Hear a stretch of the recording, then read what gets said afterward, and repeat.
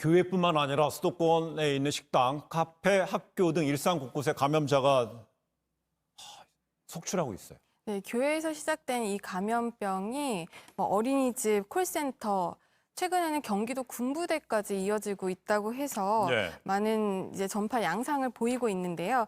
이와 별개로 서울 시내 경찰서에서도 확진자가 나오면서 전방위로 확산되는 경향을 보이고 있습니다. 네. 어제까지만 해도 신규 확진자가 200명을 넘지 않았는데 오늘 보면 현재 246명이 신규 확진으로 판정을 받았거든요. 네. 이 중에 국내 감염이 235명, 그리고 해외 감염이 11명입니다. 현재 국내 감염 증가가 매우 빠르게 확산되고 있는 양상을 보이고 있습니다. 근데 이런 확산세로 보면은 대구 신천지발 집단 감염 때보다도 더 위험한 것 아니냐 우려의 목소리가 나옵니다. 방역 당국 현 상황을 대규모 2차 유행의 초기 단계로 보고 지금 대응을 나서는 거죠. 네, 그렇습니다. 지금 이제 그 환자의 증가 속도도 대단히 빠르고, 지금 이제 200명, 300명을 이제 넘나드는 상황인데다가, 이게 그 대구 경북과 다른 점은 수도권에 이제 인구가 밀집되어 있기 때문에 여기서의 집단 감염이 발생하면 대구보다 훨씬 더 큰 규모의 감염으로 발전할 수 있다고 하는 점과 대구에는 신천지를 중심으로 한 그 단일 집단 감염이 확산되는 양상이었다면 네. 이번에는 사랑제일교회를 포함한 뭐 카페, 식당, 학원 등의 여러 곳에서 그 산발적인 집단 감염이 동시에 일어나고 있어서 이것은 그 조용한 전파자라고 하는 그 소위 깜깜이 감염을 일으킬 수 있는 무증상 감염자들이 광범위하게 지금 수도권에 깔려 있기 때문에 발생하는 현상이라고 보기 때문에 네. 언제든지 대규모의 집단 감염이 어디서든 일어날 수 있는 상황이라는 것입니다. 네, 결국은 대구라는 특정 지역하고 수도권 2천만 명이 넘는 인구가 몰리는 수도권에서의 어떤 발생, 확산의 어떤 토대가 다르다는 거하고요. 네. 특히나 신천지 때 보게 되면 젊은 층, 네. 뭐 20, 30대 감염률이 높았다고 그러잖아요. 근데 이번에 광화문 집회발 네. 확진자는 지금 고령, 장년 고령이라는 문제 때문에요. 네. 더 재생산 감염 지수, 재감염 네. 지수가 더 높다. 네. 우려하는 것 같아요. 그 노인층이나 장년층에서의 이제 감염이 높으면 이게 의료 시스템에 걸리는 부하가 커집니다. 왜냐하면 젊은 사람들은 가볍게 앓고 지나가지만 노인들은 심하게 앓을 가능성이 네. 높고 그분들 중에 일부는 이제 중환자실이나 이런 데 입원해서 인공호흡기를 달거나 해야 될 상황에 이르는 분들이 꽤 있을 수 있기 때문에 네. 그 발생 환자의 숫자도 문제지만 그로 인해서 의료 시스템에 걸리는 부하, 그로 인해서 사망률이 올라가는 게 큰 문제일 거라고 생각합니다.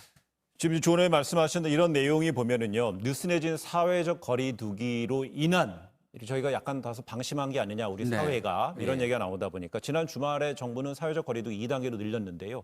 전문가들 일각에서는 네. 사회적 거리두기 3단계로 가자는 거예요. 네. 3단계면 공공시설뿐만 아니라 다중이용시설도 금지하는 거기 때문에 사실상 멈추는 거 이런 지역도 있는데 사회적 3단계까지 갈 필요성 어느 정도로 보시나요? 그러니까 3단계로 가게 되면 이제 고위험 시설뿐만이 아니라 중위험 시설까지 문을 닫아야 되는데요. 거기에는 식당이나 카페, 뭐 종교 시설, 헬스클럽 이런 것들이 다 들어가게 됩니다. 그래서 네. 우리가 사실은 지난 6, 7개월간 한 번도 경험해 보지 못한 일상을 중단하는 상태에 놓이게 되는데 그 방역을 통해서 코로나19의 확산을 막는 것과 우리의 일상생활을 유지하고 영위하는 것 사이에 이제 균형점을 찾아야 되는 것이기 때문에 3단계로 이행하는 결정이 신중하고 이후의 네. 추이를 살펴본 다음에 이루어져야 될 것이라고 생각합니다.